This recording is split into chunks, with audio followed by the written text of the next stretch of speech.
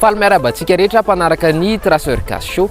Vita zay ny fety, ndao ary isika nintsana kely hanao parcours. Ao anatin'izay ary isika no hianatra zavatra vaovao be indray ao anatin'ny rubrique tutoriel. Tsy handrela ary isika fa andao hanomboka.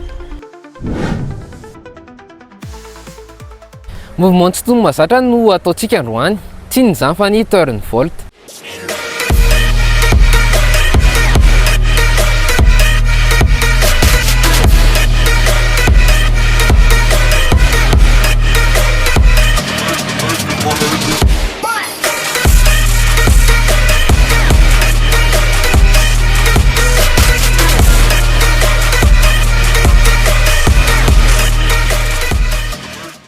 Ny turn volt moa zany dia mouvement anankiray ahafahana mistopper vitesse, mijery ny toerana hitontonana ary manena ny impact mandritry ny atterrissage. Ny anomboantsika ny échauffement dia anaontsika pogo jump pendant 30 secondes.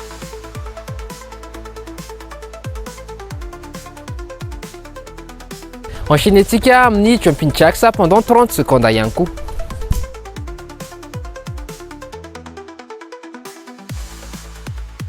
Ho an'ny cheville dia anaontsika position seza rivotra dia engaina tsara ny vodi-tongotra, ataontsika izay 12 fois.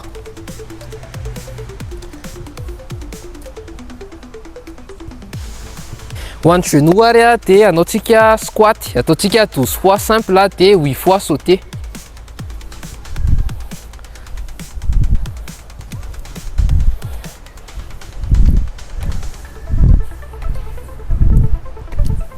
Vita ary zay dia anao any hanche tsika, tsy ataontsika mihodina izy androany fa atosika makany aloha dia any arina, any aloha dia any arina, ataontsika izay 8 fois. Tsy aforotra ny lohalika rehefa manao anazy.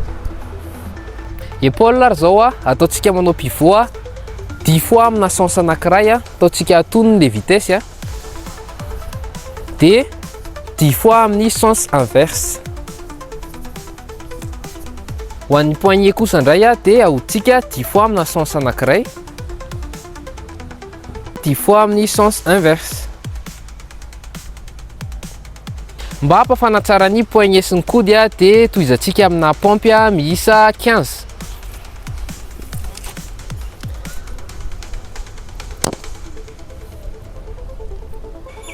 Étape voalohany arany dia anao safety tsika eto amin'ity partie. Toy le tanatin'ny tuto tamin'ny farany teo ihany fa ataontsika amin'ny bara dia manome toy izay.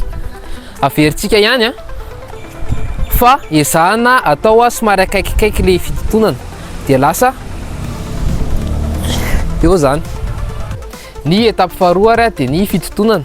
Raha ohatra tsika hoe nitodika tany teo dia izao tsika hiezaka hitodika any indray, izany hoe manao safety dia mitodika makany.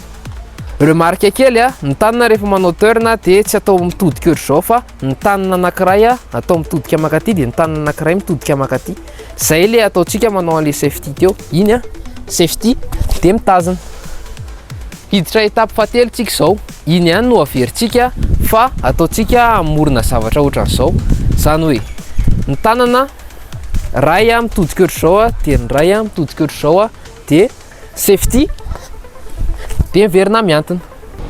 Rehefa voafehy tsara ary izay dia esorintsika amin'izay le tongotra mipetraka eto amin'ilay bara. Tsara manamarika fa engaina tsara ny bassin ary ahodina rapide le tanana. Rehefa voafehy tsara izay amin'ny toerana sûre dia rehefa manana confiance en soi amin'izay ianao dia afaka ataonao amina toerana somary avoavo amin'izay. Izany hoe iny le tanana dia tsy apetraka intsony le tongotra dia lasa mouvement tena mora ianarana ary mora hay ny turn volt, fa kosa nefa mila famerimerenana matetika. Noho izany tandrema tsara ianao rehefa amerina anazy any an-trano dia aza manao mouvement risqué mihitsiny. Zay ary no an'ny androany fa zavatra mivaoka indray ny anarantsika amin'ny tuto manaraka. Zao ary isika dia hiditra amin'ny rubrique gesta flit izay andraisana invité vaovao be indray.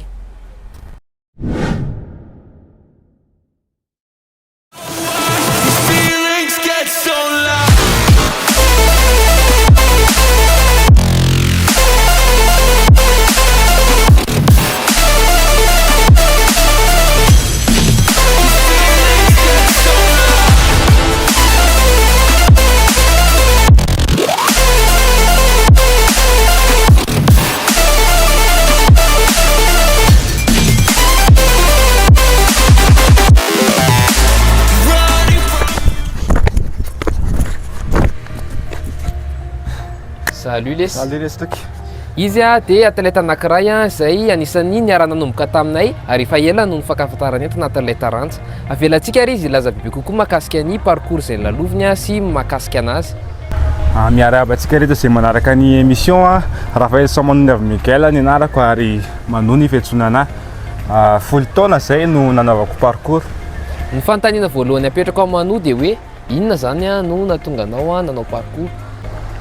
Ny antony nanaovako parcours voalohany angamba dia ny fitiavako acrobatie satria tamin'ny mbola kely sendra nahita olona nanao backflip tamin'ny télé dia tena gaga sy tanàna na hoe mba te haniranao an'izany koa andro andro. Kelikely taty aoriana moa nanao sitasita teny an-tanàna teny izay sy ny namana kely teny dia vetivety taty aoriana indray sendra nioetin'ny zokiny taty Andohalo andao izy niteny ny hanao parcours satria nahita nanao sitasita izy dia fantany hoe misy an'ilay sitasita kokoa ao anatin'ilay parcours. Dia taty aoriana moa tena rehefa nitohizana le fanaovana parcours dia tena hoe tafalatsaka tao anatiny tsy afa-niala tao dia lasa nasotony kosana ary mandraky tiny androany dia mbola manao fanaovana parcours foana. Tena tsara. Ny fanontaniako manaraka dia hoe inona ny fiovana hita teo amin'ny fiainana Manoa hatr'izay nanaovana ny taranja parcours izay?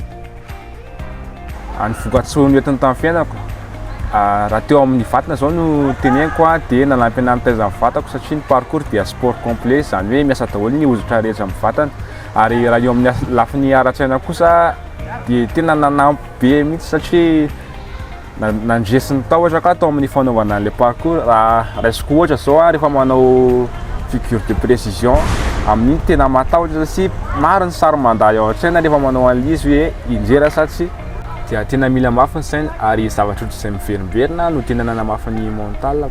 Ankoatr'izay nahitako toerana maro ihany koa ny fanaovako parcours satria raisiko ohatra zao ny tany Sambava izay nandrisanay anjara tamin'ny Madagascar Parcours Tour. Ny Madagascar Parcours Tour moa zany arak'izay anaran'izay dia fitetezana toerana manerana Madagasikara ahafahan'olona mahafantatra bebe kokoa ny atao hoe parcours. Ao anatin'izay no misy ny fampisehoana, misy ihany koa ny fampianarana. Fanontaniana manaraka ary inona no tena zavatra nanamarika manokana anatin'izay fanaovana parcours izay? Ny tena nanamarika anahy ny tamin'ny heritaona angamba tamin'ny alefa parcours teo ray taona tsy nikotrana tamin'izay dia mba tonga teny hoe hijerijery fotsiny kanjo nandray anjara tapaka tsy natany nanome maximum ako moa tamin'izay ary dia tena tsy naposiko hoe ho tafiakatra final. Raha araka Manoa arany inona no antony nahatonga Manoa tafakatra final?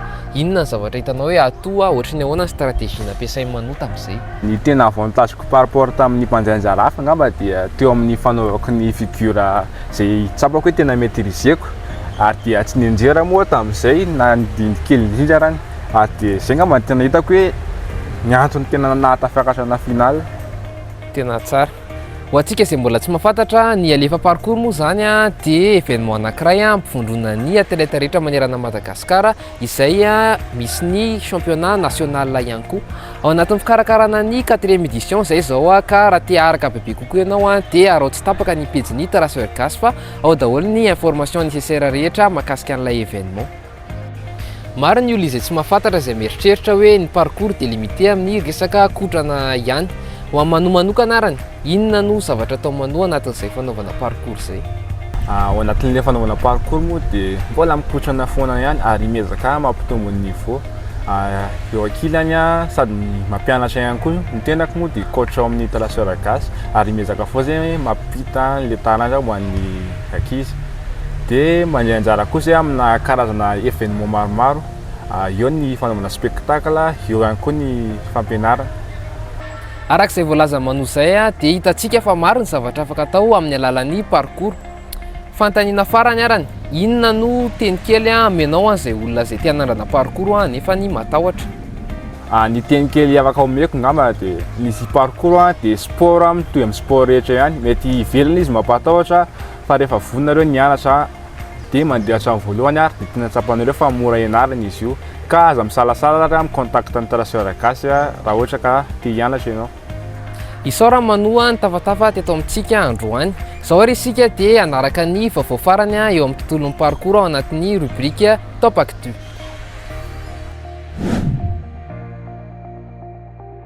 Salon national des sports. Izay no hetsika nitanterahana amin'ny farany herinandro lasa teo ho fankalazana ny andro iraisam-pirenena ho amin'ny fanatanjahantena. Tao amin'ny Palais des Sports Mahamasina no nitrango ity fankalazana ity ary maro ireo hetsika sy fampiratiana nisy nandritra ny 3 andro. Sehatra iray ampahafantarana ireo fanatanjahantena misy sy azo atao eto Madagasikara ny hetsika toy itony ka nandray anjara tamin'izany izay avy ato amin'ny transfer gasy niarahana tamin'ny Fédération Nationale de Gymnastique. Natao izany mba ampahafantarana ny parcours sy ny tontolon'ny gymnastika eto Madagasikara. Maro ny olona tonga nitsidika ireo trano heva izay samy nanana ny nampiavaka azy. Raha teo amin'ny Fédération Gymnastika kosa ny resahana dia nisy ny fampahafantarana sy fampiratiana tsara ny tontolon'ny gymnastika eto Madagasikara ary ihany koa ny karakara lalao maimaim-poana azo mipesy maro nandraisana anjara ka nahazoan'ireo mpandresy loka izany. Nanatanteraka fampisehoana ihany koa ireo atleta avy amin'ny transfer gasy ka nahafahan'ireo mpanotrona nijery ny vantana ny atao hoe parcours.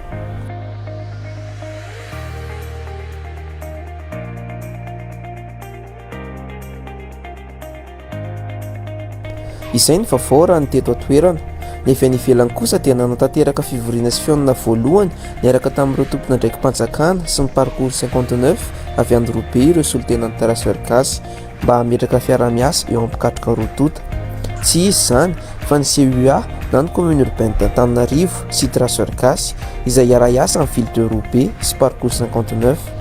Natao izany mba hanatotosan'ny tetikasa traceuse en action izay manome lanja ny fandraisana anjara amin'ny vehivavy amin'ny tontolon'ny fanatanjahantena.